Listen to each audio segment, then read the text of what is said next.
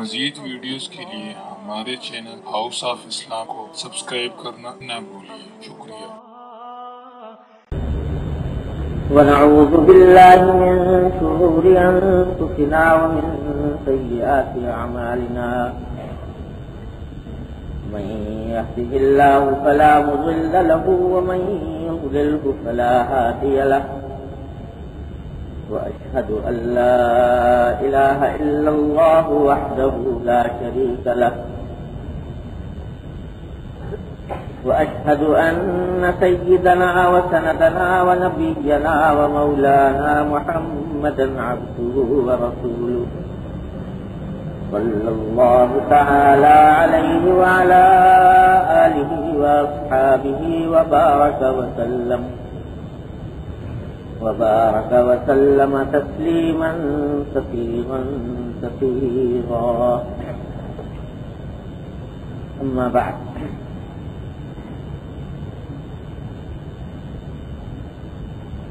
عن كعب بن مالك رضي الله تعالى عنه قال قال رسول الله صلى الله عليه وسلم ما ذئبان جائعان أرسلا في غنم بأفسد لها من حرص المرء على المال والشرف به رواه الترمذي وقال حديث حسن صحيح۔ یہ ایک حدیث ہے حضرت کعب بن مالک رضی اللہ تعالیٰ عنہ سے روایت ہے، جس کا بیان 2 ہفتے پہلے شروع کیا گیا تھا اور اس کے ایک جز پر گفتگو ہوئی تھی، دوسرے جز پر گفتگو باقی تھی۔ حدیث کا مفہوم یہ ہے کہ نبی کریم سرور عالم صلی اللہ علیہ وسلم نے ارشاد فرمایا کہ اگر 2 بھوکے بھیڑیے کسی بکری کے گلے میں چھوڑ دیے جائیں تو وہ اس بکری کے گلے میں اتنا فساد نہیں مچائیں گے جتنا مال کی محبت اور شرف کی محبت انسان کے دین کے اندر مچاتی ہے۔ 2 بھوکے بھیڑیے چھوڑ دیے گئے بکریوں کے گلے میں، بھیڑیے ہیں اس واسطے ان کو کسی کی جان اور کسی کے اوپر ظلم کی پرواہ نہیں، بھوکے ہیں اس واسطے فوری تقاضا موجود ہے کہ جو بھی سامنے آئے اس کو کھائیں، اور بکریوں کا غلہ سامنے ہے تو وہ جتنا فساد مچائیں گے، جتنی بکریوں کو کھائیں گے اور اس سے غلہ جس طریقے سے ہلاک اور برباد ہوگا اور منتشر ہوگا، اس سے زیادہ فرمایا کہ فساد مچاتا ہے انسان کے دین میں مال کی محبت اور شرف کی محبت۔ تو مال کی محبت جو فساد مچاتی ہے اس کا بیان پچھلے مختلف مجلسوں میں قدر تفصیل کے ساتھ ہوا ہے۔ اللہ تعالیٰ اس کے تقاضوں پر عمل کی توفیق عطا فرمائے۔ دوسرا حصہ جو اس میں بیان کیا گیا ہے وہ ہے شرف کی محبت۔ شرف کی محبت کے معنی یہ ہے کہ اس کے اندر 2 چیزیں داخل ہیں، ایک وہ جس کو عام طور سے حب جاہ سے تعبیر کرتے ہیں، اور ایک وہ جس کو عام طور سے ریا، دکھاوا اور سمعت اور نام و نمود سے تعبیر کرتے ہیں۔ دونوں میں تھوڑا سا فرق ہے، لیکن ہیں دونوں چیزیں ملتی جلتی۔ حب جاہ کے معنی یہ ہے کہ اس بات کی طلب ہو، اس بات کی حرص ہو کہ لوگوں پر میرا اثر قائم ہو جائے، میں کوئی ایسا عہدہ منصب حاصل کر لوں جو با اثر ہو، یا لوگ مجھے با اثر سمجھنے لگیں، میری عزت زیادہ کرنے لگیں، میری بات زیادہ ماننے لگے، مجھے اپنا مقتدی، اپنا قائد، اپنا لیڈر تسلیم کرنے لگے، تو یہ شوق کہ لوگ میری بات مانیں اور لوگوں پر میرا اثر ہو، اس شوق کا نام ہے حب جاہ۔ ہاں وہ اثر کسی منصب اور عہدے کی وجہ سے ہو یا مال و دولت کی زیادتی کی وجہ سے ہو یا کسی اور بنا پر ہو، یہ اثر لوگوں کے اوپر قائم ہو جائے میرا، اس کو جاہ کہتے ہیں۔ اور اسی سے ملتی جلتی چیز ایک یہ ہے کہ لوگ میری تعریف کریں، لوگ مجھے اچھا سمجھیں اور میرے ہر ادا کو پسند کریں۔ یہ تعریف پسندی، کوئی کام اس غرض سے کرنا تاکہ لوگ میری تعریف کریں، یہ بھی اس کو آپ چاہے نام نمود کہہ لیجئے، دکھاوا کہہ لیجئے، لیکن یہ بھی حب جاہ کا ایک شعبہ ہے، حب جاہ کا ایک حصہ ہے۔ تو حضور نبی کریم سرور دو عالم صلی اللہ علیہ وسلم اس حدیث مبارک میں ہمیں آپ کو اس بات کی طرف متوجہ فرما رہے ہیں کہ یہ جاہ کی محبت خواہ منصب کے ذریعے ہو یا تعریف پسندی کے ذریعے ہو، یہ انسان کے دین میں بڑا فساد مچاتی ہے، اور بھوکے بھیڑیے جس طرح بکری کے گلے میں فساد مچاتے ہیں، اس سے زیادہ فساد یہ چیز مچاتی ہے۔ تو ان دونوں چیزوں کو تھوڑا سا سمجھنے کی ضرورت ہے، کیونکہ یہ بڑے نازک مقامات ہیں، بڑا نازک مرحلہ ہے، اور ان سے بچنا یہ بھی اتنا ہی فرض ہے جتنا کہ شراب پینے سے بچنا، جتنا خنزیر کھانے سے بچنا، اتنا ہی یہ حب جاہ اور ریا اور نام و نمود اور دکھاوے سے بچنا بھی فرض ہے۔ اس لیے اس کو ذرا سمجھنے کی ضرورت ہے۔ جہاں کا پہلا حصہ جو میں نے عرض کیا، کوئی منصب، کوئی عہدہ، کوئی بڑائی کا مقام حاصل کرنے کی فکر اور کوشش، اس کے اندر یہ سمجھ لیجیے کہ اس میں یعنی جاہ کے معنی میں نے بتایا کہ اثر لوگوں کے دل پر قائم ہو، اس کا نام جاہ ہے۔ تو اس کا کچھ تھوڑا سا حصہ تو شرعاً مطلوب بھی ہے اور جائز بھی ہے، یعنی اتنا اثر ہو لوگوں کے دلوں پر کہ جس کے نتیجے میں انسان اپنے آپ کو دوسروں کی نقصان سے، دوسروں کی ایذا دہی سے بچا سکے۔ اگر بالکل کوئی حیثیت ہی نہیں ہے کسی آدمی کی، بے حیثیت، بے مقام، بے عزت ہے کوئی شخص، تو وہ دوسروں کی ایذا رسانی سے اپنے آپ کو بچا نہیں سکتا۔ تو اتنے جاہ کا حصول کہ جس کے ذریعے انسان اپنے آپ کو تکلیف سے بچا سکے اور دوسروں کی ایذا دہی سے بچا سکے، یہ تو ہے نہ صرف یہ کہ جائز بلکہ ضروری۔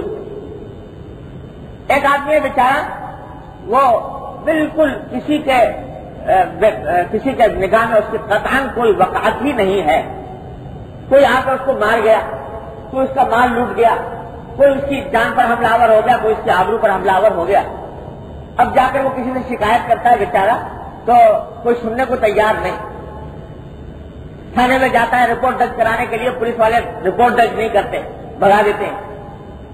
اب اگر بالکل ہی انسان کی ذرا سی بھی عزت اور وقت نہ ہو تو ساری دنیا اس کو پھاڑ کھائے گی آج کی دنیا۔ تو اتنی جاہ کہ جس سے انسان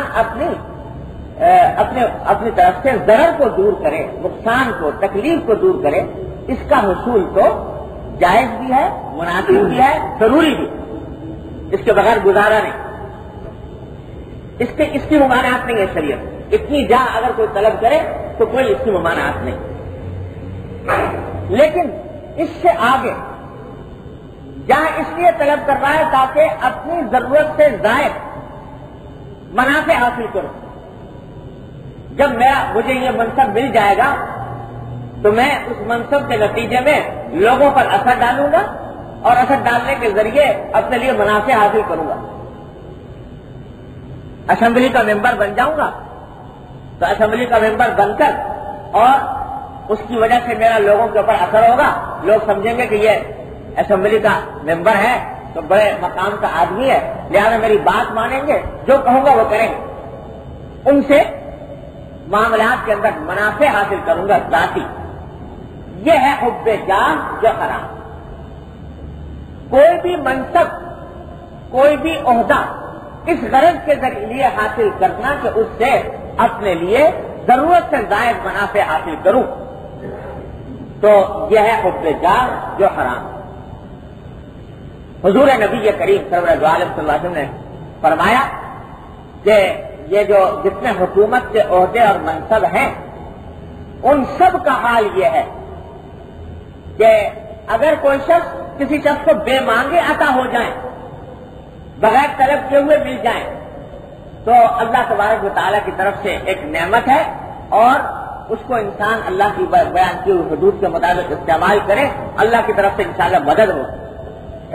لیکن جو شخص اس کے لیے پیچھے بھاگتا ہے, سفارشیں کراتا ہے, درخواستیں دیتا ہے اور لوگوں کو اس کی طرف مائل کرتا ہے کہ میرے حق میں رائے دیں, تو حدیث میں آتا ہے کہ اللہ تعالیٰ اس کو اس کے حال پر چھوڑ دیتے ہیں. اس کے اللہ کی طرف سے کوئی مدد اس کی نہیں, اس لیے منع کیا گیا.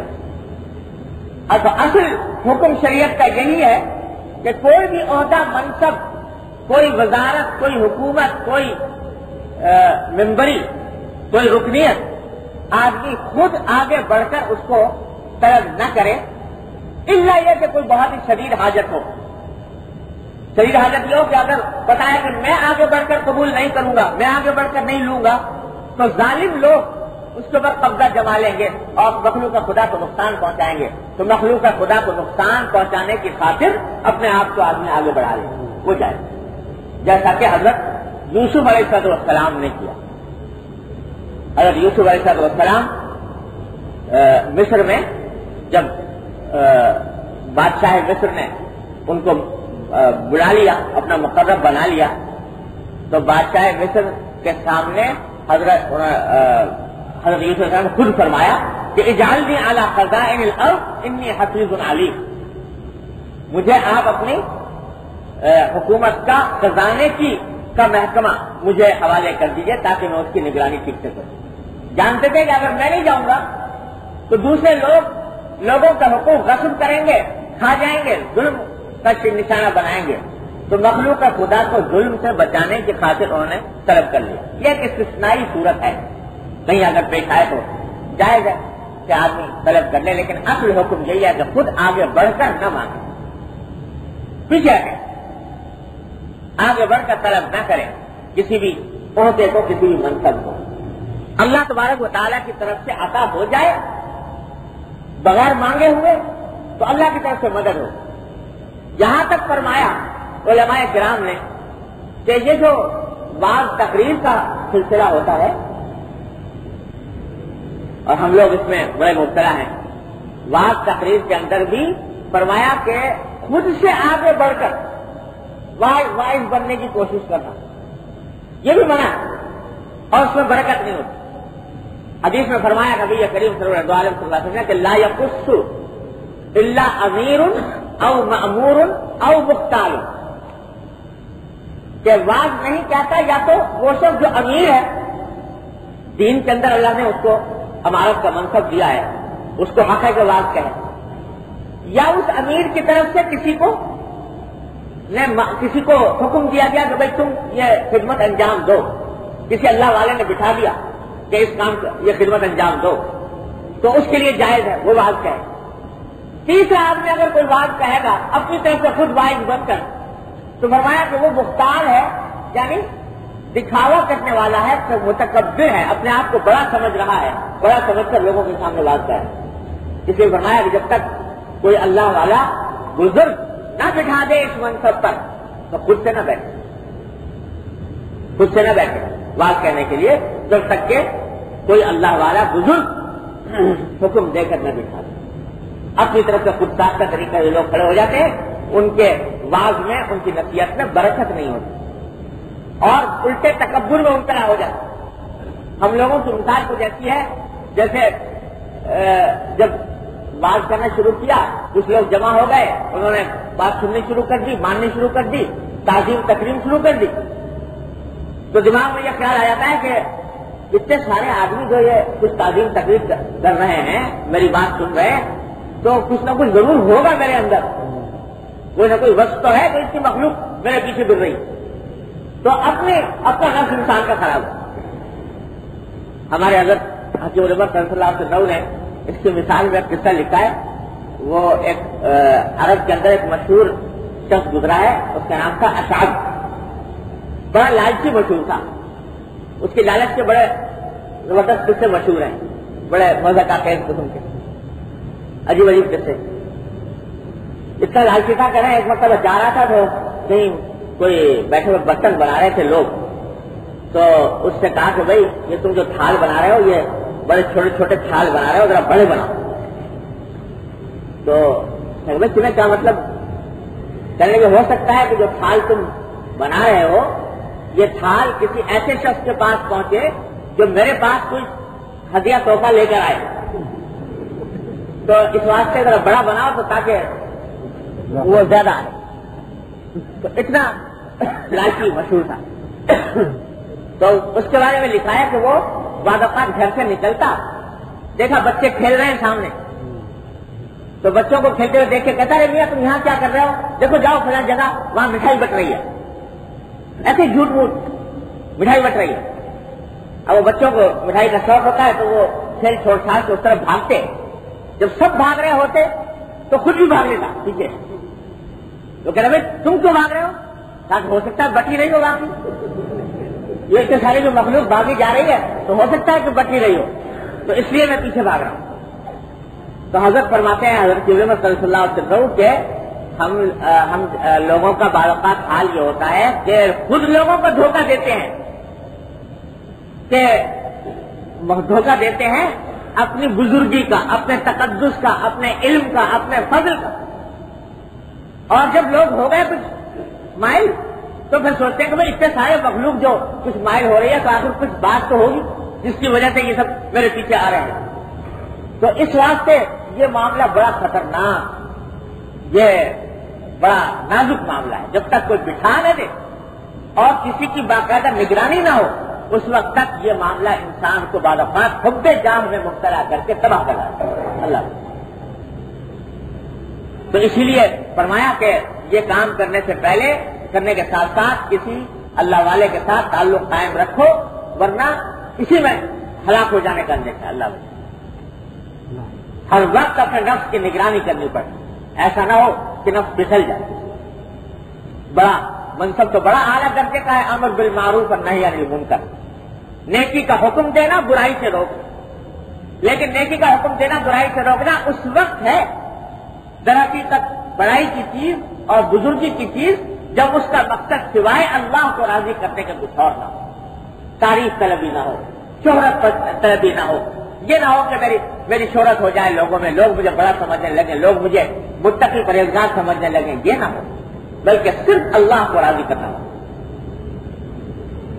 حضرت شیخ ابو الحسن نوری رحمت اللہ علیہ بڑے درجے کے اولیاء اللہ میں سے بزرگ گزرے ہیں، تو ان کا واقعہ لکھا ہے کہ ایک مرتبہ وہ کہیں تشریف لے جا رہے تھے تو دیکھا سمندر کے کنارے کشتیوں سے کچھ مٹکے اتر رہے ہیں، مٹکے، تو معلوم ہوا کہ یہ مٹکے جو ہے شراب کے مٹکے ہیں، اور پوچھا بھائی کہاں جا رہی ہے شراب؟ تو معلوم ہوا کہ جو حاکم وقت ہے اس کے لیے شراب آئی ہے کہیں دوسرے ملک سے، اور جہاز میں لگ کر، اور یہ مٹکے اس کے بعد ہیں۔ تو حضرت شیخ ابو الحسن نوری رحمۃ اللہ علیہ کو بڑا صدمہ بھی ہوا، تکلیف ہوئی کہ ایک مسلمان ملک کا حاکم اور وہ شراب کے مٹکے منگوا رہا ہے، یہ مٹکے جائیں گے اس کے پاس اور وہ شراب میں نوشی مبتلا ہوگا۔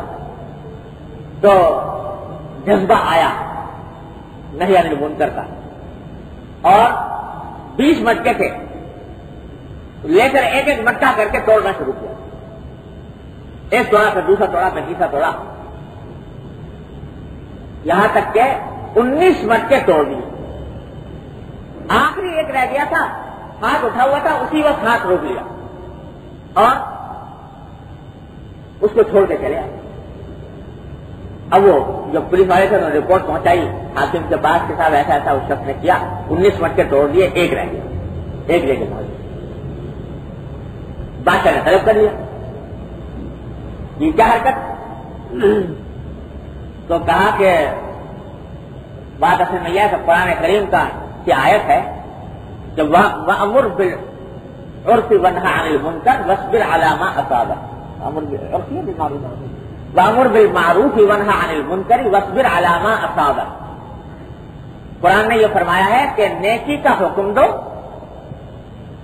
برائی سے روکو, اور اس نیکی کا حکم دینے اور برائی سے روکنے کے نتیجے میں جو تکلیف پہنچے اس پر صبر کرو.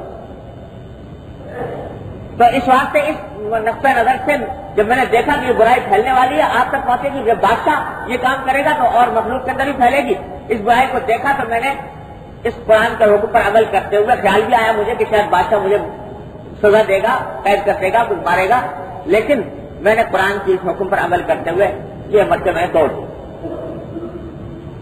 تو بادشاہ نے کہا تھا پھر یہ ایک کیوں بچا دیا, 19 توڑ دیے, ایک رہ دیا.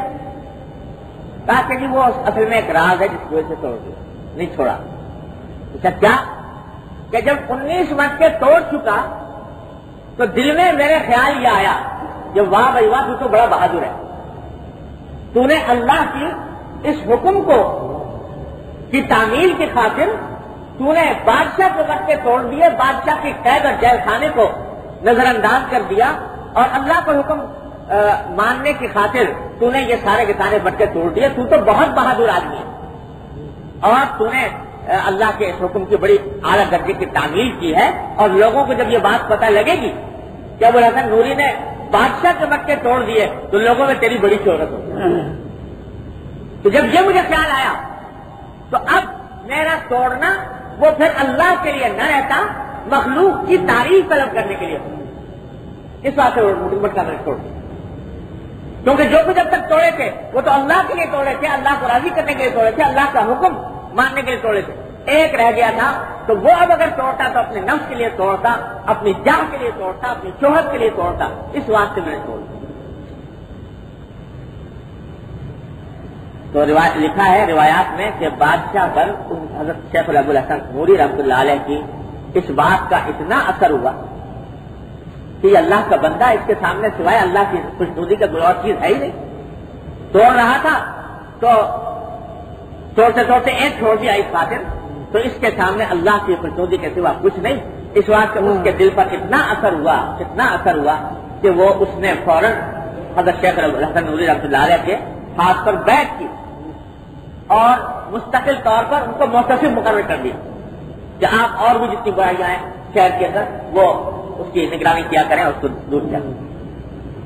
تو یہ میں اس لیے کر رہا تھا کہ یہ جو ہے نا کسی کو برائی سے روکنا, کسی کو نیکی کی بات بتانا, یہ اس وقت ہے قابل تعریف جب اس کا مقصد سوائے اللہ کو راضی کرنے کے کچھ اور. اگر یہ ہو کہ لوگ مجھے بڑا سمجھیں, لوگ مجھے عالم سمجھیں, لوگ مجھے متقی سمجھیں, لوگوں میں میری شہرت ہو جائے, لوگوں میں میرا نام ہو جائے, یہ چیزیں اگر پیدا ہو گئیں جو حب جاہ ہے تو ساری محنت اثارت ہو جائے. اسی واسطے بزرگان دین کا نے یہ کہا کہ خود سے نہ کرو یہ کام, کسی شیخ کی نگرانی میں.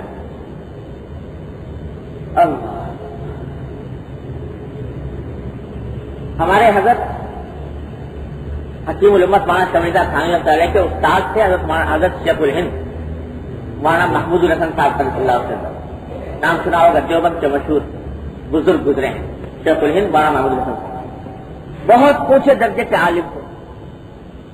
تو حضرت تھانوی رحمۃ اللہ علیہ جس سال دارالعلوم دیوبند سے فارغ ہوئے تو فارغ ہو کر جا کر کانپور میں مدرسے میں پڑھانا شروع کیا. تو وہاں پر دیکھا کہ کانپور کے اندر لوگ جو ہیں ان کے اندر بدعات کا بڑا زور ہے، بدعتوں کا، اور معقولات یعنی منطق فلسفے کی طرف لوگ بہت مائل ہیں، قرآن و حدیث کی باتوں کے اتنے طرف التفات نہیں، اور علماء دیوبند چونکہ قرآن و حدیث کی طرف زیادہ جاتے تھے، منطق فلسفے کے اتنے زیادہ عادی نہیں تھے، اس واسطے علماء دیوبند کو کمتر سمجھتے تھے۔ تو حضرت نے ایک مرتبہ یہ سوچا کہ میں حضرت شیخ الہند مولانا محمد الحسن صاحب کو بلاؤں اور یہاں پر ان کا واعظ کراؤں کانپور میں، تاکہ لوگوں کو حقیقت دین کی معلوم ہو، یہ معلوم علماء دیوبند جو ہے ہر فن میں کتنے جاننے والے ہیں۔ تو شیخ الہند کو بلایا، جلسہ کیا، اور جلسہ کرتے ہوئے حضرت نے کچھ اشارہ یہ دے دیا شیخ الہند کو کہ حضرت آپ فلاں مسئلے کے اوپر ذرا خاص طور پر بیان فرما دیجیے، کیونکہ یہاں پر غلط فہمیاں بہت پھیلی ہوئی ہیں اس کے بارے میں۔ وہ مسئلہ ایسا تھا کہ جس میں کچھ منطق فلسفے کی بات آنی تھی۔ حضرت شیخ الہند نے بیان شروع کیا اور ابھی شروع نہیں ہوا تھا، جن لوگوں کو حضرت ثانوی سنانا چاہتے تھے حضرت کا واعظ، وہ ابھی تک جلسے میں آئے نہیں تھے۔ تھوڑی دیر کے بعد دیکھا کہ وہ لوگ جلسے میں آ کر بیٹھ گئے، اور اسی وقت حضرت شیخ الہند نے اس مسئلے پر بیان کرنا شروع کیا جس مسئلے کو حضرت ثانوی چاہتے تھے کہ حضرت شیخ الہند بیان کریں۔ جب بیان کرنا شروع کیا اور بڑا اونچے درجے کے علوم بیان کرنے شروع کیے، تو اچانک دیکھا کہ حضرت شیخ الہند عین تقریر کرتے کرتے، بات کرتے کرتے اسی وقت نے کہا بھائی اب میں آگے کچھ بیان کرنے سے معذور ہوں، یہ کہہ کر آخر دعوانا الحمدللہ رب العالمین کہہ کر بیٹھ گئے۔ اب حضرت خان میں فرماتے ہیں ہم بڑے پریشان ہوئے کہ یہ تو عین وقت جب آیا تھا بیان کرنے کا، ورنہ بیٹھ گئے۔ تو میں نے جا کر عرض کیا کہ حضرت اس وقت کیا آپ نے غضب کیا کہ اس وقت آپ بیان کرنا بند کر دیا، اور اب تو وقت آیا تھا بیان کرنے کا، اس واسطے کہ وہ لوگ سامنے موجود تھے۔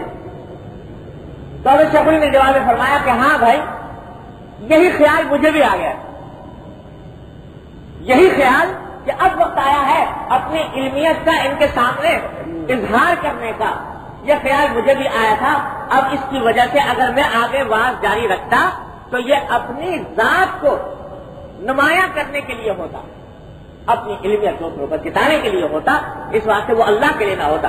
وہ بات ایسا واعظ بیکار ہے جو اللہ کے لیے نہ ہو، جس کا مقصد اپنی علمیت جتانا۔ بیٹھ تو بھائی یہ بڑے دھن کھانے کا مقام ہے، یہ معمولی بات نہیں ہے، یہ مجمع عام کے اندر اس طریقے سے تقریر کرتے کرتے اور بیچ میں چھوڑ کے بیٹھ جانا، اس لیے کہ آگے جو کچھ کہوں گا وہ میں اپنے ذات کے لیے اللہ تعالیٰ کو حفاظت فرمائے۔ تو یہ حب جاہ سے بچنے کا کے لیے یہ کرنا پڑتا ہے۔ تو کوئی بھی منصب، کوئی بھی عہدہ اپنا اثر و رسوخ پیدا کرنے کے لیے حاصل کرنا یہ ہے برا۔ ہاں مخلوق کو فائدہ پہنچانے کے لیے، مخلوق کے لیے کہ راحت رسانے کی خاطر کوئی اگر عہدہ منصب انسان حاصل کرے تو اس کی اجازت ہے، گنجائش ہے اس کی تفصیل۔ ایک پہلو تو اس کا یہ ہے۔ دوسرا پہلو یہ ہے کہ بعض مرتبہ جاہ یا منصب یا اثر رسوخ یہ خود بخود حاصل ہو جاتا ہے، بغیر مانگے، بغیر طلب کے، اور اللہ والوں کو عام طور پر ایسے ہی ہوتا ہے۔ وہ مٹتے چلے جاتے ہیں، اپنے آپ کو مٹاتے چلے جاتے ہیں، تواضع کرتے چلے جاتے ہیں، لیکن مخلوق ان کے پاؤں پر آ کر گرتی ہے۔ حدیث میں نبی کریم صلی اللہ علیہ وسلم نے فرمایا کہ من تواضع للہ رفعہ اللہ، جو اللہ کے لیے تواضع اختیار کرتا ہے، اپنے آپ کو مٹاتا ہے اللہ کے لیے، اللہ تعالیٰ اس کو بڑے مقام عطا کرتا ہے۔ تو جتنے بڑے بزرگ اولیاء اللہ ہیں ان سب کا حال آپ کو یہ دیکھیں گے، وہ خود چاہیں گے کسی طرح میری خبر کسی کو نہ ہو، میرا پتہ کسی کو نہ چلے، میں گمنام رہوں، میں بے نام رہوں، لیکن وہ خوشبو جو بہکتی ہے، خوشبو جو پھوٹتی ہے، وہ دیوانہ وار لوگوں کو کھینچ کر جاتی ہے، اور وہ اپنے گرد حصار بھی قائم کر لیتے ہیں تو مخلوق آ کر ان کے قدموں میں نچھاور ہوتی ہے۔ اس واسطے کے اللہ تبارک و تعالیٰ نے خوشبو ایسی دی ہے، وہ جاہ ان کو حاصل ہوتا ہے بغیر مانگے، بغیر طلب اللہ تعالیٰ عطا کرتا ہے۔ تو ایسی جاہ جو ہے وہ اللہ تبارک و تعالیٰ کی نعمت ہے، اس کا کرم ہے، اس پر شکر ادا کرنا چاہیے. اللہ جو اللہ کے لیے تواضع اختیار کرتا ہے، اپنے آپ کو مٹاتا ہے اللہ کے لیے، اللہ تعالیٰ اس کو بلند مقام عطا کرتا ہے. تو جتنے بڑے بزرگ اولیاء اللہ ہیں ان سب کا حال آپ کو یہ دیکھیں گے، وہ خود چاہیں گے کہ جس طرح میری خبر کسی کو نہ ہو، میرا پتہ کسی کو نہ چلے، میں گمنام رہوں، میں بے نام رہوں، لیکن وہ خوشبو جو بہکتی ہے، خوشبو جو پھوٹتی ہے، وہ دیوانہ وار لوگوں کو کھینچ کر لاتی ہے، اور وہ اپنے گرد حصار بھی قائم کر لیتے ہیں تو مخلوق آ کر ان کے قدموں میں نشاور ہوتی ہے. اس واسطے کے اللہ تبارک و تعالیٰ نے خوشبو ایسی دی ہے، وہ جاہ ان کو حاصل ہوتا ہے بغیر مانگے، بغیر طلب اللہ تعالیٰ عطا کرتا ہے. تو ایسی جاہ جو ہے وہ اللہ تبارک و تعالیٰ کی نعمت، اس کا کرم، اس پر شکر ادا کرنا چاہیے وہ اگر ملے. لیکن اس کا استعمال ایسی جاہ کا جو جائز طریقے سے حاصل ہوئی، چاہے بے مانگے، چاہے جائز طریقے سے آپ نے کوئی عہدہ منصب حاصل کر لیا جائز طریقے پر، اور اس کے ذریعے ایک مقام بن گیا، ایک اس اثر لوگوں کے اوپر پیدا ہو گیا، اس کا استعمال کیسے ہو، اس میں بڑی زبردست غلطیاں اور غفلتیں ہوتی ہیں ہم سے، اس کو ذرا سمجھنے کی ضرورت ہے. اس جاہ کا استعمال بعض اوقات اس طرح کرتے ہیں کہ ایک شخص سے اس کی مرضی کے خلاف، اس کی خوش دلی کے خلاف کوئی کام کرا لیا، محض اپنا دباؤ ڈال کر، اپنی شخصیت کا دباؤ ڈال کر، یا اس سے پیسے لے لیے شخصیت کا دباؤ ڈال کر. ایک تو بعض اوقات فراڈ، سیدھا سادہ فراڈ ہوتا ہے، وہ تو ہے ہی ہے، وہ تو ہے حرام. لیکن مثلا چندہ کرنا ہے کسی اچھے کام کے لیے، نیک کام کے لیے، اب جناب اس میں 2 4 8 10 بااثر قسم کے لوگوں کو ساتھ لے لیا، 8 10 آدمیوں کو، اور لے کر گئے کسی کے پاس چندہ کرنے کے لیے کہ صاحب ہمیں فلاں کام کے لیے چندہ چاہیے. چندہ جائز کام کے لیے مانگ رہے ہیں، لیکن ہوگا کیا کہ اگر آپ تنہا جاتے اور وہ بااثر لوگ ساتھ نہ ہوتے، تنہائی میں جا کر مانگتے، ہو سکتا ہے وہ اس کے دل میں داعیہ پیدا ہوتا دینے کا یا نہ ہوتا، ہو سکتا ہے کہ وہ کم دیتا. لیکن جب اس کے اوپر اتنی بھاری شخصیتوں کا روپ ڈال دیا گیا کہ 10 آدمی پہنچے اتنے بڑے نامور، تو اب اس سے انکار نہیں ہو سکتا، وہ شخصیت کے دباؤ میں آ گیا اور اب وہ چندہ دے رہا ہے. دل نہیں چاہ رہا اندر سے دینے کا، لیکن یہ سوچتا ہے کہ اتنی بڑی بڑی شخصیتوں کو کیسے انکار کرو. تو یہ دباؤ کے ساتھ چندہ لیا جا رہا ہے. یہ جاہ کا غلط استعمال، جاہ کا غلط استعمال ہے کہ وہ ایک شخص کے مرضی کے خلاف چندہ لیا جا رہا ہے. حدیث میں نبی کریم صلی اللہ علیہ وسلم نے فرمایا کہ لا یحل مال امرئ مسلم الا بطیب نفس منہ، کسی مسلمان کا مال اس کی خوش دلی کے بغیر حلال نہیں. اس درجہ یہ حکم ہے جو قرآن شریف میں آتا ہے کہ میاں بیوی کا تعلق آپ جانتے ہیں کتنا قریبی تعلق ہوتا ہے، کتنی بے تکلفی ہوتی ہے، کتنا ایک دوسرے سے قریب ہوتے ہیں. اس میں بھی قرآن کریم نے فرمایا کہ جب عورت مہر معاف کرے اگر، تو محض زبانی معافی کافی نہیں کہ زبان سے کہہ دیا بیوی نے کے ساتھ میں نے معاف کر دیا، بلکہ فرمایا فَإِن طِبْنَ لَكُمْ عَنْ شَيْءٍ مِّنْهُ نَفْسًا فَكُلُوهُ هَنِيئًا مَرِيئًا، کہ اگر عورتیں بیویاں وہ خوش دلی سے تمہیں کچھ دے دیں تو تمہارے لیے جائز ہے، بغیر خوش دلی کے دیں تو جائز ہے. یہ جو آج کل لوگ عام طور سے رواج پڑ گیا ہے ہمارے معاشرے کے اندر کہ ساری عمر ساتھ گزاری، مہر دینے کا بیچاری کو مہر کا دینے کا کبھی نہ خیال آیا، نہ دینے کا ارادہ، نہ کچھ. جب بستر مرض پر پہنچ گئے اور بیماری کا عالم ہے، اس وقت نے بیوی سے کہہ دیا کہ بھائی مہر تمہارا ہمارے ذمہ ہے تو بہن ہمارا معاف کر دو. اور وہ بیچاری اس وقت جب کہ بستر مرض پر پڑا ہے شوہر، تو کیا زبان سے یہ کہے کہ صاحب میں تو معاف نہیں کرتی، اس کی زبان سے سوائے اس اور کیا نکلے گا کہ صاحب میں معاف کرتی ہوں. قرآن کہتا ہے کہ ایسی معافی معتبر نہیں، معافی وہ معتبر ہے جو دل کی خوشی سے ہو. ان طِبْنَ لَكُمْ عَنْ شَيْءٍ مِّنْهُ نَفْسًا، دل کی خوشی سے ہو. اور ویسے دباؤ میں آ کر دیا، حالات سے مجبور ہو کر دیا، تو یہ معافی معتبر نہیں. ایسے چندے کا بھی حال ہے، خوب سمجھتے. وہ چندہ جو دباؤ میں آ کر دیا گیا چاہے شخصیت کے دباؤ میں، چاہے حالات کے دباؤ میں، دل نہیں چاہ رہا تھا مگر دینا پڑا، وہ چندہ حلال نہیں، چندہ لینے والے کے لیے حلال نہیں۔ تو یہ شخصیت کے دباؤ کا غلط اختیار۔ ہاں ایک بات ہوتی ہے جو جائز ہے، وہ یہ کہ آپ تناقض جائیں گے لوگ، کیونکہ ایک آدمی دینا تو چاہتا ہے چندہ، مگر اس کو یہ اعتماد نہیں ہے کہ پتہ نہیں یہ آدمی جو آیا لینے والا ہے کہ صحیح مطلب کا خرچ کرے گا یا نہیں کرے گا۔ آپ ایک ایسے شخص کو ساتھ لے گئے جو اس کو صحیح جس کی وجہ سے اس کو اس بات کا اعتماد ہو جائے کہ بھائی یہ آدمی غلط نہیں ہے، خیانت نہیں کرے گا۔ وہ دینا چاہتا ہے، لیکن پہلے سے معلوم ہے کہ دینا چاہتا ہے، لیکن اعتماد اس کا حاصل کرنے کے لیے کسی آدمی کو ساتھ لے لیا، وہ جائے۔ لیکن اس لیے ساتھ لے گئے بعض سب لوگوں کو تاکہ وہ دباؤ میں آ کر دے ہی دے، یا کم دے رہا کر زیادہ دے، یہ حرام ہے بالکل، جہاں کا غلط ہوتا ہے۔ اسی طرح سفارش کا بڑا آج کل رواج ہو گیا ہے۔ بڑے آدمی کی سفارش لے کر آؤ، اس واسطے لے کر آؤ کہ بڑے آدمی کی شخصیت کا دباؤ وہ شخص محسوس کر کے کام کر ہی دے۔ یہ جاہ کا غلط استعمال، یہ جاہ کا ناجائز استعمال۔ سفارش پہلے بھی میں ایک مستقل بیان اس موضوع پر کر چکا ہوں کہ سفارش کے معنی یہ نہیں ہے کہ کسی کو کے اوپر دباؤ ڈال کر کوئی کام کرایا جائے۔ سفارش کے معنی توجہ دلانا، مشورہ دینا، بس۔ اب آپ نے سفارش کر دی، کسی بہت بڑے آدمی ہیں، لکھ دیا کہ صاحب اس کو بڑا جگہ ملازم رکھ لی۔ اب وہ ملازم جس کے نام خط لکھا ہے وہ محسوس کرتا ہے کہ نہیں رکھوں گا، تو اتنے بڑے آدمی کی سفارش کو کیسے رکھ دو؟ وہ اہل ہو یا نہ اہل ہو، اس کے مصلحت کے مطابق ہو یا نہ ہو، اور وہ جناب مجبور ہے۔ آج کل لوگ میرے پاس بھی بہت کثرت سے آتے ہیں کہ صاحب زوردار الفاظ میں سفارش لکھی۔ ارے یہ زوردار الفاظ میں لکھنا ہی ناجائز ہے۔ سفارش کا معنی یہ ہے کہ کسی کو یہ لکھا جائے کہ صاحب یہ شخص حاجت مند ہے میری نظر میں اہل ہے، اگر آپ کے حالات اجازت دیں، مصلحت کے مطابق ہو تو اس کا اعلان کر دیجیے، میں اس کی سفارش کرتا ہوں۔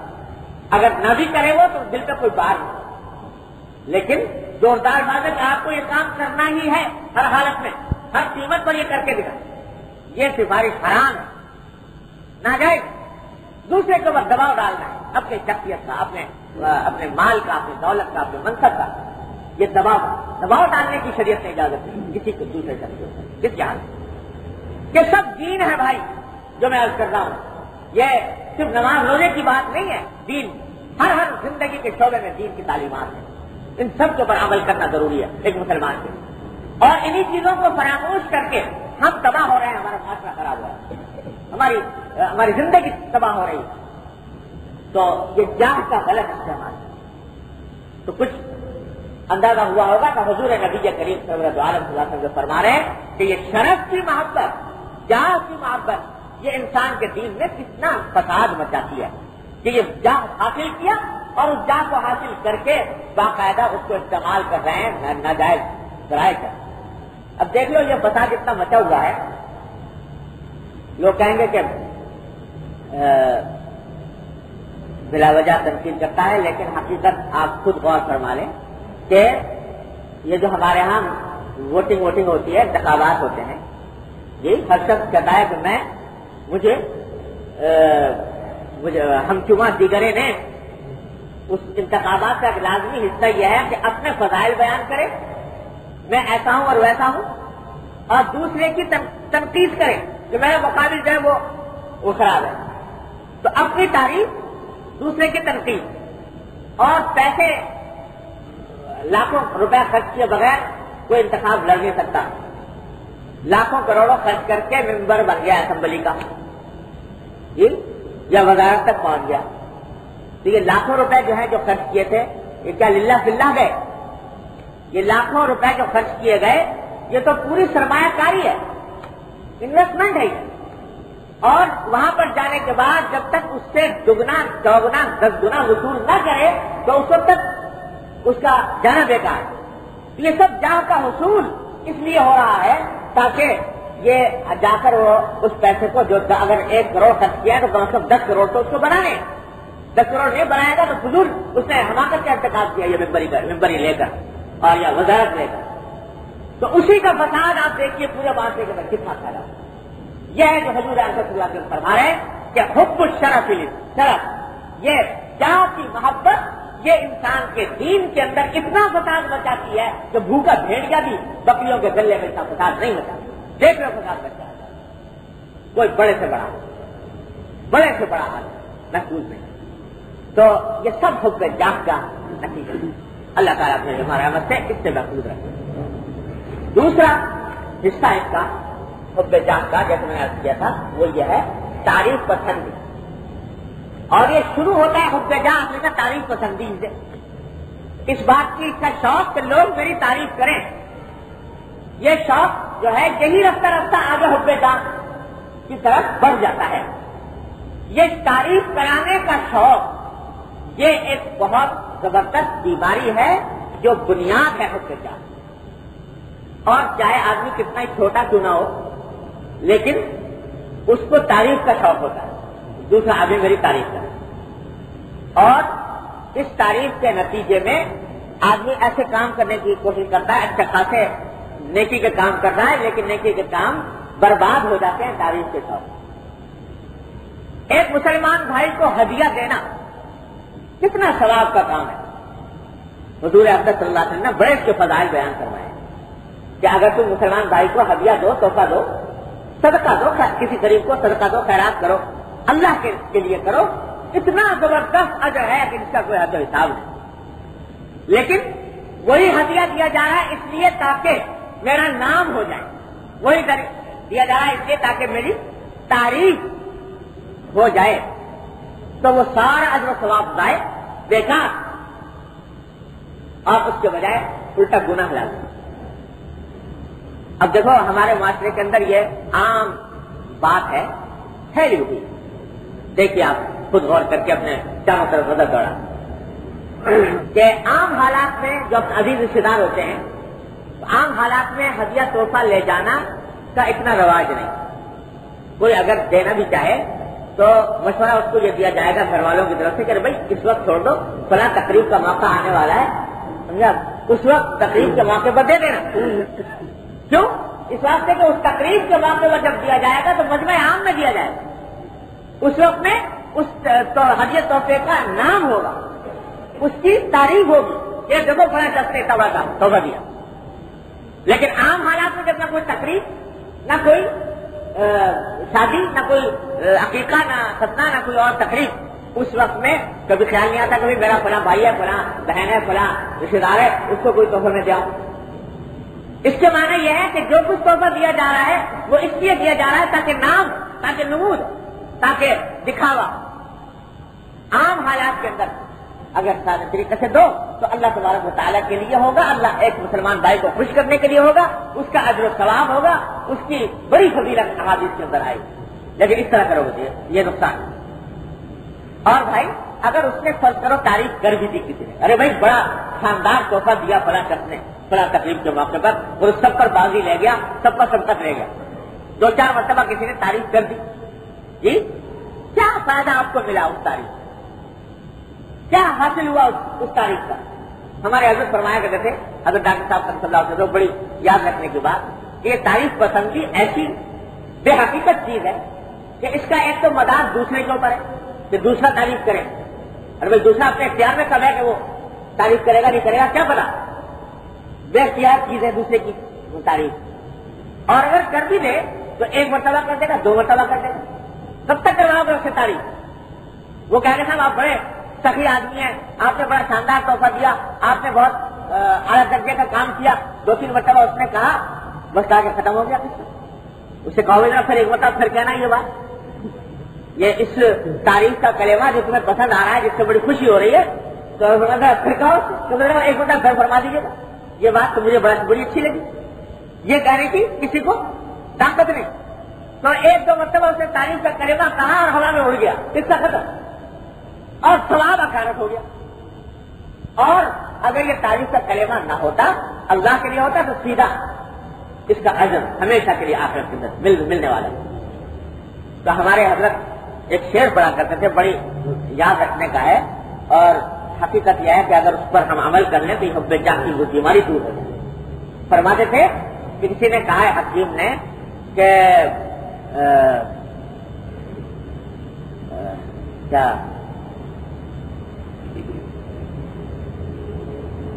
دم ہو جاتی ہے حب جاہ دنیا جس کے بعد، ختم ہو جاتی ہے حب جاہ دنیا جس کے بعد، ختم ہو جاتی ہے حب جاہ دنیا جس کے بعد، ایک ذرا سی بات ہے اے دل، تو پھر کیا اس کے بعد؟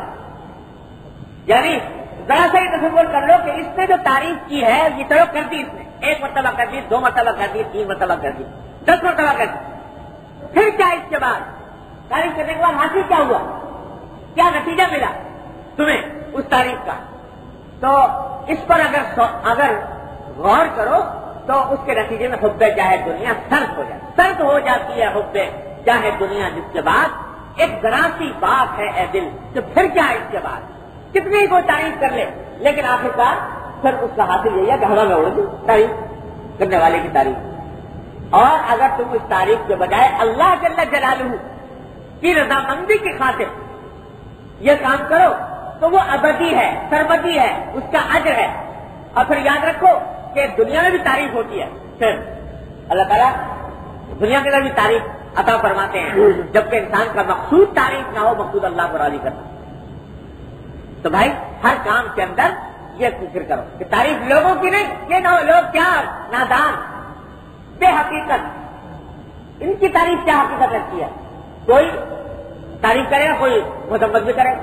کوئی آدمی آج تک ایسا ملا ہے آپ کو دنیا میں جس کی کبھی کسی نے برائی نہ کی ہو؟ کوئی نہ کوئی برائی ضرور کرتا ہے، پیغمبروں تک کی گئی، اور کس کی اور کون ایسا ہوگا جس کی برائی نہیں کی جائے گی؟ کوئی تعریف کرے گا، کوئی برائی کرے گا۔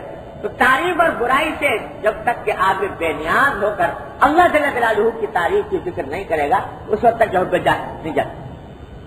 اللہ میرے والد ماجد صلی اللہ علیہ وسلم ایک مثال دیا کرتے تھے کہ دیکھو بھائی تعریف بھی ایسی کی معتبر ہونی چاہیے نا کہ جس کی تعریف بڑی کوئی وقت رکھتی ہو۔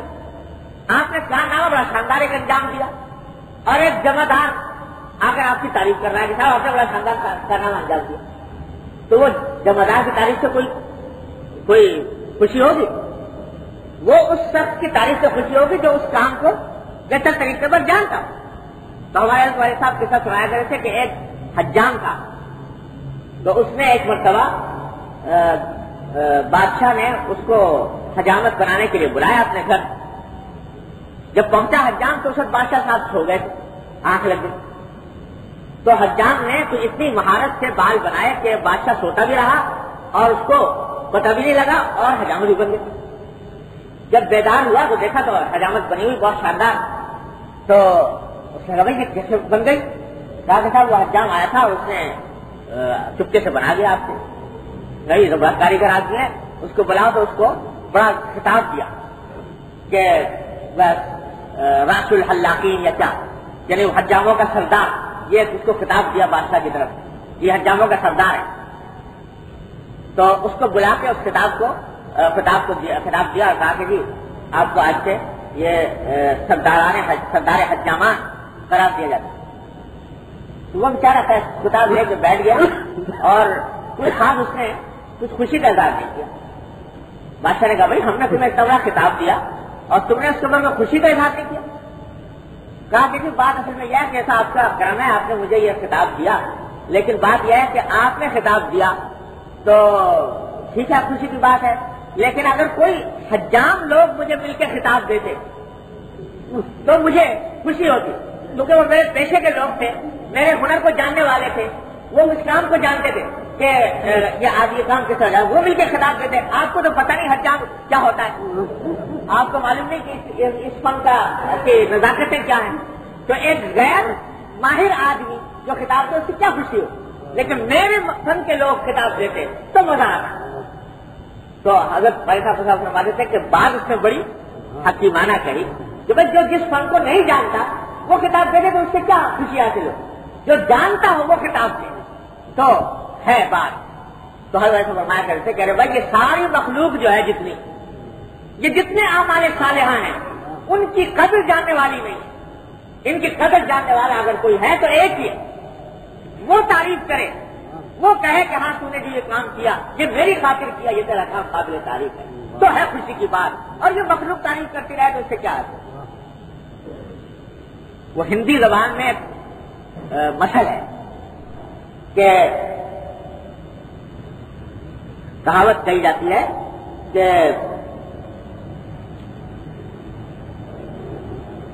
سہاگن وہ جسے پیا جائے، سہاگن وہ جسے پیا چاہے. تو اس میں قصہ لکھا ہے کہ ایک عورت کو دلہن بنایا جا رہا تھا.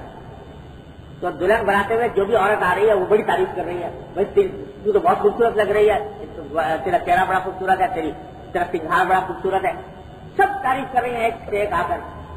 تو وہ ہر ایک کو یہ کہتی جاتی ہے بھائی تمہاری تعریف سے مجھے کوئی خوشی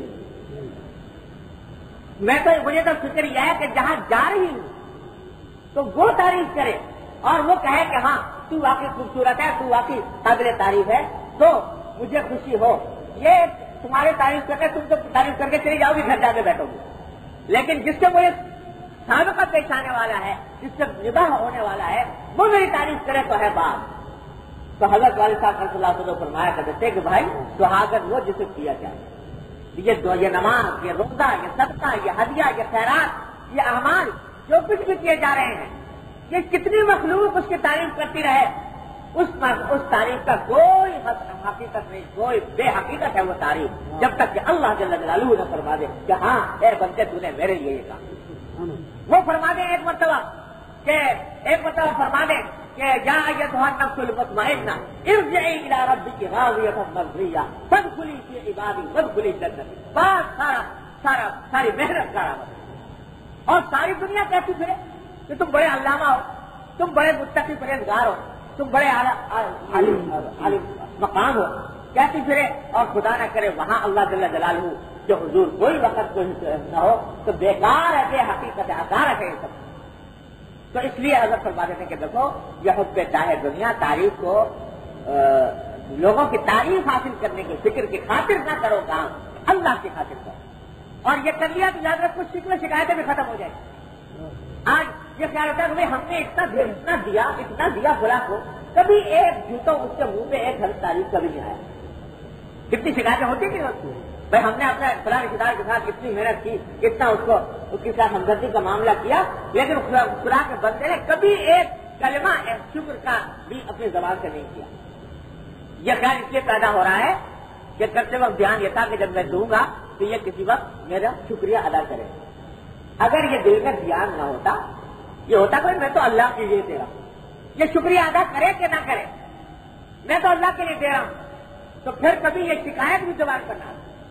ٹھیک ہے، اس کا فریضہ تھا کہ شکریہ ادا کرے، اس کا فریضہ تھا، کیونکہ حدیث میں ہے کہ جو انسان کا شکر ادا نہیں کرتا وہ اللہ کا شکر ادا نہیں کرتا، لیکن اس کا فرض تھا. لیکن اگر نہیں کیا تو گلہ نہیں ہوگا، شکوہ نہیں ہوگا، اگر دل میں اللہ جل جلالہ کو راضی کرنے کے لیے.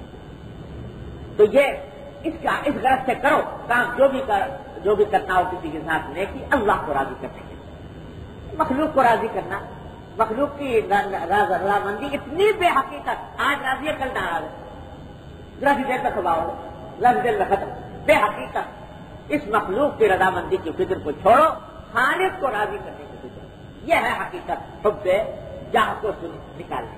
اور اس کا ایک طریقہ بتا دوں جو میں نے اپنے شیخ حضرت ڈاکٹر صاحب صلی اللہ علیہ وسلم سے سنا، اللہ تعالیٰ اس پر ہم سب کو عمل کرنے کی توفیق عطا فرمائے. کہ دیکھو جب بھی کوئی ایسا کام کرو جس میں خیالوں کے لوگ تعریف کریں گے، تو ایک مرتبہ اللہ میں سے کچھ باتیں کر لو گے. یا اللہ یہ میرا کام آنے والا ہے سامنے، لوگ تعریف کریں گے، یا اللہ میرا اس تعریف سے نفس خراب نہ کیجیے گا. اور یہ تعریف جو ہے حقیقت میں آپ کی، اے اللہ آپ کی تعریف ہے، کیونکہ میرے بس میں تو تھا نہیں یہ کام کرنا. اے اللہ آپ نے توفیق عطا فرمائی، میں آپ کا شکر ادا کرتا ہوں. شکر ادا کرتا ہوں اس بات پر بھی کہ اس کام کی توفیق دی. شکر ادا کرتا ہوں اس بات پر بھی کہ لوگوں نے تعریف کی، ان کے دلوں سے، ان کی نگاہوں سے آپ نے میرے عیوب چھپا دیے اور اچھائی ظاہر کر دی. یہ آپ کا کرم ہے.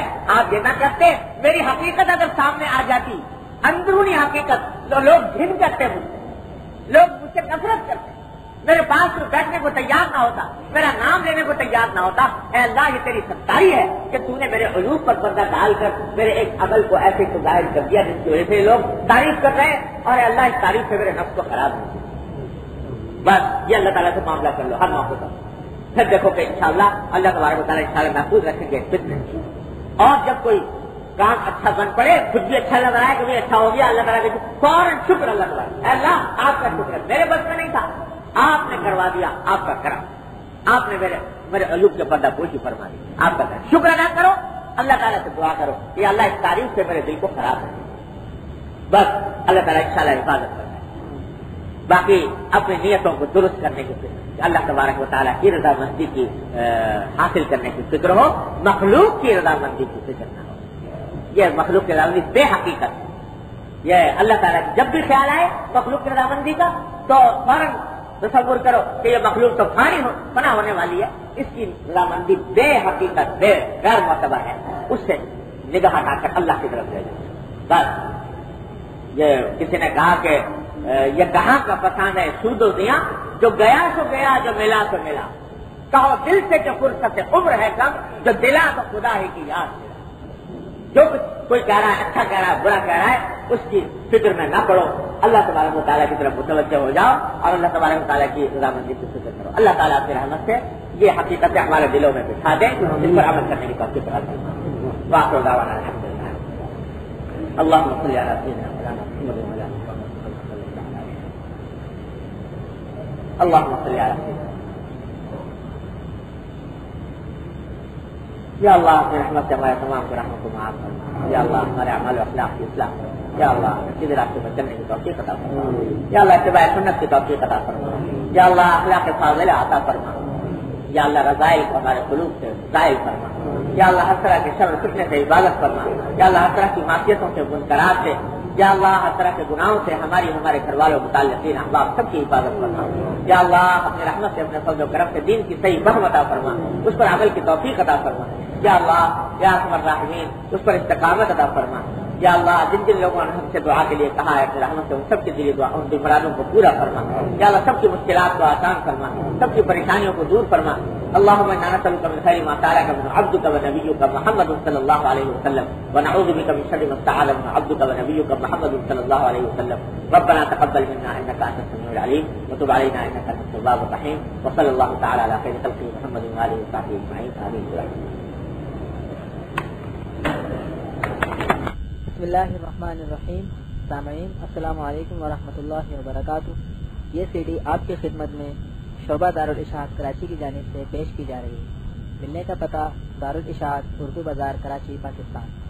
Email ishaat@tgcom.net.pk।